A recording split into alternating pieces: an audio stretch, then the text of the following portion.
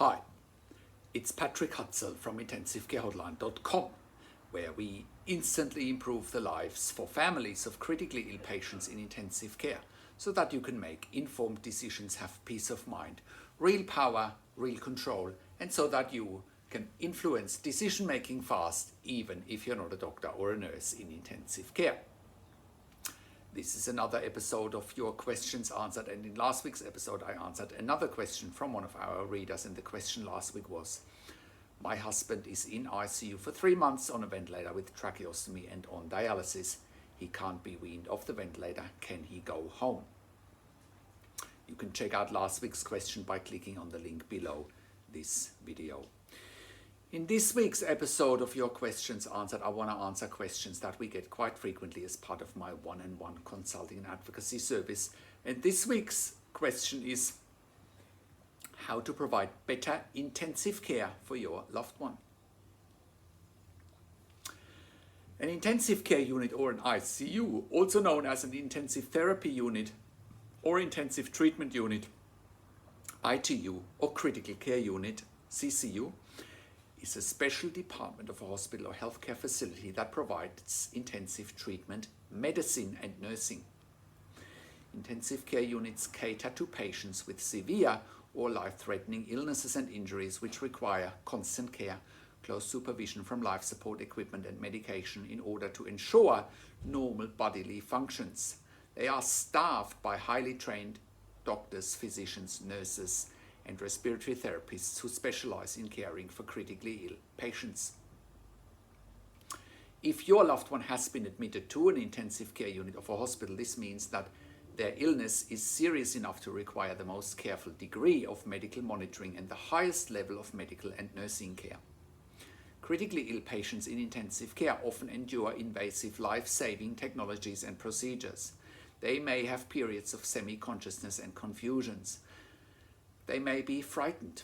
Once discharged from ICU, memories of experience may invade the daily lives and long night hours of people who thought they had survived their crisis.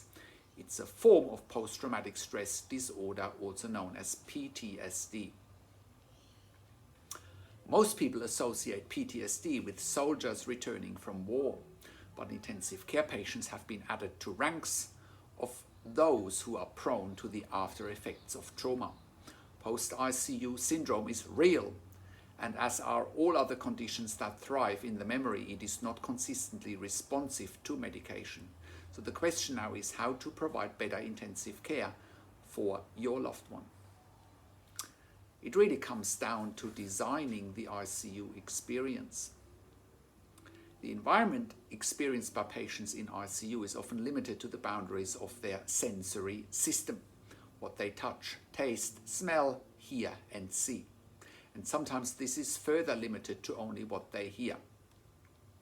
It's important to design the ICU experience to minimize trauma and mitigate negative experiences.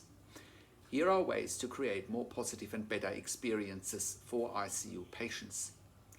Number 1, provide positive distractions. Positive distractions can be defined as an environment feature that elicits positive feelings and holds attention without taxing or stressing the individual, thereby blocking worrisome thoughts. Positive distractions can be provided to your loved ones through music, humor, films, or relaxation programming for healthcare settings, especially for patients who are semi-conscious or intubated. That can reduce anxiety, alleviate pain, assist with sleep and restfulness, and minimizes the effects of hospital and ICU noise. Number 2, conduct intentional interactions. The intensive care unit is intended for your loved ones who are recovering from severe medical complications, surgery, traumatic injuries and critical illness. In most instances, your loved ones in the intensive care unit are unstable and their conditions are life-threatening. Outcomes for your loved ones in intensive care units can vary widely, and ICU nurses play a significant role in those results. As a result, your loved ones require continuous care and monitoring by skilled ICU nurses who understand the special needs of the ICU patient. An ICU nurse's responsibility includes assessing patient's needs, making sure the patient has adequate medication, nutrition and hygiene, and even keeping the patient's spirits high by demonstrating a positive attitude and conducting intentional interactions. This means being purposeful, focused and fully present for your loved one and family. Touching patients' hands, making eye contact when possible, and being engaged with the whole person, not merely their medication, vitals and symptoms. By carrying out these responsibilities, the nurse may ensure that your loved one in the ICU feels comfortable and secure so that they can begin the journey towards healing and recovery. It is easy to understand that a busy nurse or aide, lab tech or housekeeper just needs to do their job. However, they can almost forget your loved one in the ICU bed. In ICU, paying attention to your loved one, noticing the signs of distress and fear, and minimizing environmental stressors can lower the risk of PTSD or post-traumatic stress disorder once your loved one leaves ICU. Number 3, be sensitive to noise. Noise is the number one irritant to a highly acute patient and as well to their family. Eliciting the startled response, for example, results in both physiological and psychological reactions. For example, increased blood pressure, heightened heart rate, fear and anxiety. Florence Nightingale wrote, "Any sound that creates anticipation, expectation or fear of surprise is that which damages the patient." Close the door if appropriate, quiet other patients and visitors and staff, lower the volume of monitors if appropriate. Again, be sensitive to the television and the sounds that go directly to a patient's ears. News stories about war, bombings, mass shootings, political rants, even dramas with people yelling at each other are not appropriate and can put the patient at risk. ICU delirium is real, partially an outcome of confusion caused by a chaotic environment. Number 4, do continual environmental assessments and interventions. Walk into the room with heightened awareness of everything that impacts the patient and family members. Since 4 of the 5 senses are the connection to the environment, look at what the patient is looking at, listening to what they hear, be aware of what touches the patients and how the room smells. Remove unnecessary clutter, make sure the bathroom is clean. Number 5, consistently provide basic nursing care. Never underestimate the importance of basic nursing care. Nursing is seen as patient-centered, individualized to the holistic needs of each person and dependent upon an understanding of what their priorities are. Basic nursing care such as regular washes, pressure area care, back washes, showers even for ventilated patients in a shower trolley, mouth care, eye care, oral care, and also mobilization is something that positively influences good outcomes for loved ones. One option that promises much better intensive care for your loved one is the intensive care at home nursing service, which is an alternative home health service provider with the goal of providing quality of life and or quality of end of life for long-term ventilated adults and children with tracheostomy and their families with currently no perceived alternative but to stay in intensive care indefinitely or to stay in intensive care for prolonged periods of time, or worse, face treatment limitations due to a patient requiring long-term invasive and mechanical ventilation with tracheostomy.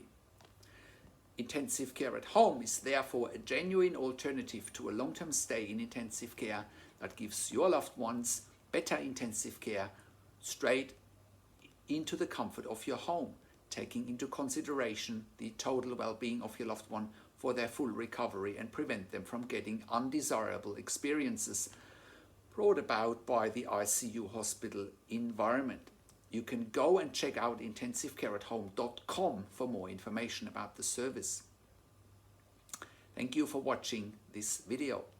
So, how can you become the best advocate for your critically ill loved one? How can you make informed decisions, get peace of mind, control, power and influence quickly whilst your loved one is critically ill in intensive care? you will get to that all-important feeling of making informed decisions, get peace of mind, control, power and influence when you download your free Instant Impact Report now by entering your email below. In your free Instant Impact Report, you will learn quickly how to make informed decisions, get peace of mind, real power and real control, and how you can influence decision making fast whilst your loved one is critically ill in intensive care. Your free Instant Impact Report gives you in-depth insight that you must know whilst your loved one is critically ill or is even dying in intensive care. Sign up and download your free Instant Impact Report now by entering your email below. In your free Instant Impact Report, you will learn how to speak the secret intensive care language so that the doctors and the nurses know straight away that you are an insider and that you know and understand what's really happening in intensive care.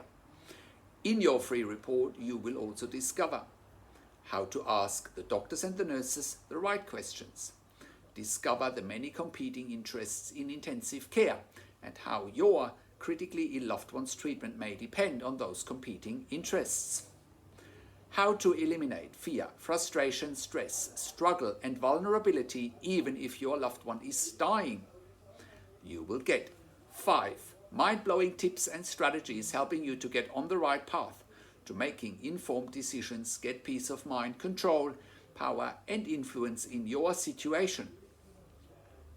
You will get real-world examples that you can easily adapt to your and your critically ill loved one's situation. How to stop being intimidated by the intensive care team and how you will be seen as equals. You will get crucial behind-the-scenes insight so that you know and understand what's really happening in intensive care and how you need to manage doctors and nurses in intensive care, and it's not what you think. Thank you for tuning into this week's Your Questions Answered episode, and I'll see you again next week in another update. Make sure you also have a look at our blog section for more tips and strategies, or simply send me an email to support@intensivecarehotline.com with your questions. Also, have a look at our membership site intensivecaresupport.org for families of critically ill patients in intensive care. You can also call me, find phone numbers on the top of our website. Also have a look at our ebook section, and you can also get one-on-one consulting and advocacy with me over the phone via Skype, via email and via Zoom by clicking on the relevant tabs on the top of the website. This is Patrick Hutzel from intensivecarehotline.com, and I'll talk to you in a few days.